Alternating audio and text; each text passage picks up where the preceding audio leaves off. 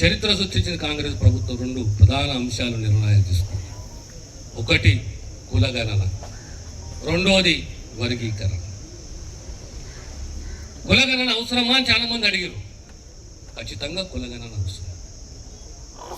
ఆనాడు భారత్ జోడో యాత్రలో రాహుల్ గాంధీ గారు చెప్పారు, ఈ రాష్ట్రంలో, ఈ దేశంలో, ఈ ప్రతి కుటుంబం ఏ స్థాయిలో ఉంది, సామాజికంగా, ఆర్థికంగా, విద్యాపరంగా, వృత్తిపరంగా, ఆ సమాచారం ప్రభుత్వానికి ఉండాలి. ఆ సమాచారం ఆధారంగానే రేపు పొద్దున లేదా పాలసీలు తీసుకుంటాము, నిర్ణయాలు తీసుకుంటాం, ఏ రకంగా ఆ కుటుంబానికి బాసటగా ఉండాలని చెప్పేసి ఈరోజు 75 అంశాలతో కూడిన సమాచారాన్ని సేకరించింది ప్రభుత్వం. రాబోయే కాలంలో నిర్ణయాలు అనేటి ఏ కులానికి, ఏ వర్గానికి ఏ రకంగా నిర్ణయం తీసుకుంటే వాళ్ళకి లాభదాయకం ఉంటుందో దానికి ఈ సమాచారం తోడ్పడుతుంది. అదే రకంగా వర్గీకరణ ఇది కులాల పంచాయతీ కాదు. ఆ కులాల పంచాయతీలో మనం బయటికి రావాలి. వర్గీకరణ అనేది కులాల పంచాయతీ కాదు. ఇది బాబాసాహెబ్ అంబేద్కర్ కళ.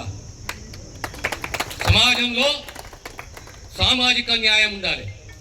దళితుల మధ్యలే కానీ, దళిత కులాలే కానీ, బీసీ కులాలే కానీ ఎక్కడ అంతరాలు పెరగకూడదు.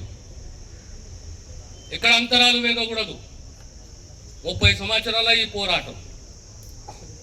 సుప్రీంకోర్టు తీర్పిస్తే 8 మాసాలలో వర్గీకరణ 3 గ్రూపులు. అర్థమైంది.